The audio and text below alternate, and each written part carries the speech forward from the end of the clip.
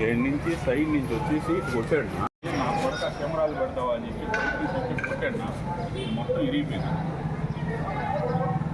Camera మొత్తం ఇరిగిపోయింది. అప్పుడు నేరుగా వచ్చేద్దాం మొత్తం.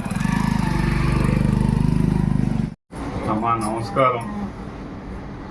మా ఎమ్మెల్యే గారు ప్రశాంతమ్మ గారికి, పోలీస్ వారికి, ప్రభాకరన్న గారికి నమస్కారం అయ్యా. నేను ఇంతవరకు ఎవరికి హాని చేయలేదు. నన్ను ముసలి వాళ్ళు, పెద్దవాళ్ళు, హార్ట్ పేషెంట్లు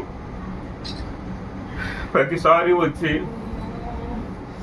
నా ఇంటి మీద పెద్దవాళ్ళు ఉన్నప్పుడు అద్దాలు పగలు కొట్టేసి నన్ను భయభ్రాంతుల్ని రాత్రులు అర్ధరాత్రులు వస్తుంటారు తాగేసి వచ్చి అద్దాలు పగలు కొట్టడం, కెమెరాలు పగలు కొట్టడం, కట్టెలు కర్రలు తీసుకొని వచ్చి దమా రారా చంపేస్తా నా కొడుకు బయటకని బీభత్సం చేస్తున్నారు.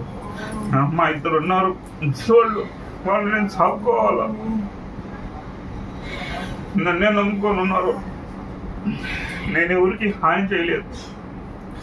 నేనేదో ఇంజనీరింగ్ చేస్తూ బయటికి వెళ్తూ 10 రూపాయలు సంపాదించుకొని ముసలివాళ్ళని చాక్కుంటున్నా. ఈ వయసులో కూడా చిన్న ఆపద కలగకుండా వాళ్ళని చాక్కుంటున్నా.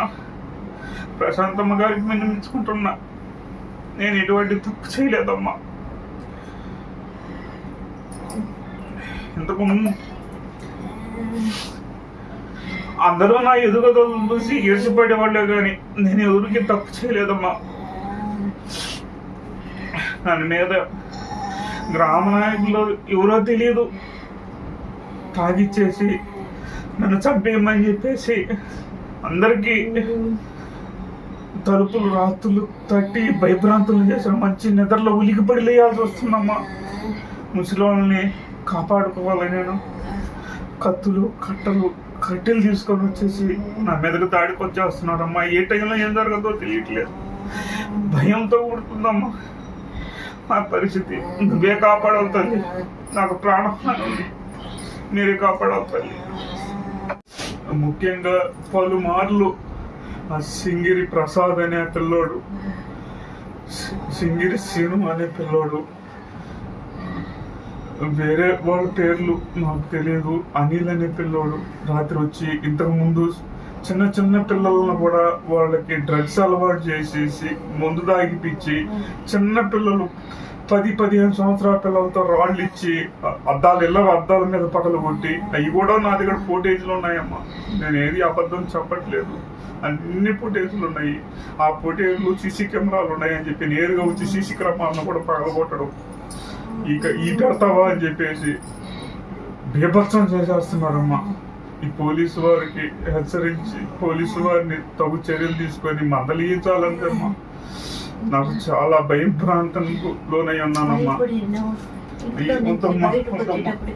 దయచేసి న్యాయం చేయవలసిందిగా కోరుతున్నామమ్మా. మేము ఇటువంటి తప్పులు చేయలేదమ్మా. వాడు ఆ అక్కసు మీద వాడు రావడం మేము భయపడిపోయాం. వాళ్ళు ఏం చేస్తారు అనేది నాకు వేసింది. ఆయన ఇది రెండోసారి.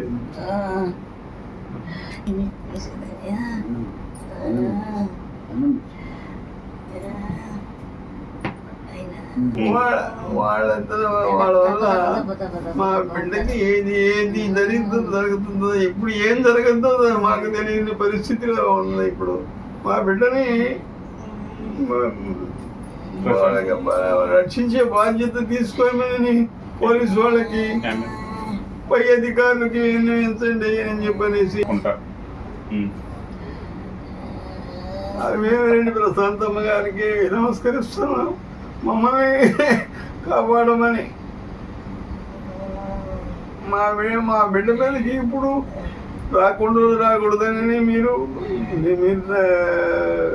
గట్టిగా చెప్పాలి తల్లి.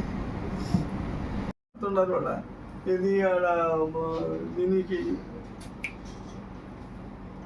నేను ఇద్దరు పోయినా భయపడిపోయినా. ఏడి నా కొడుకు రమ్మని బయటికి చెప్పేస్తాను. నా కొడుకుని ఏడు రమ్మని రారా నా కొడక అని చెప్పేసి బయటికి పిలుస్తాను. రారా బయటికి రా నా కొడుక, నా కొడుక బయటికి. నేను అమ్మ అంటున్నా. అదే చెప్పాను.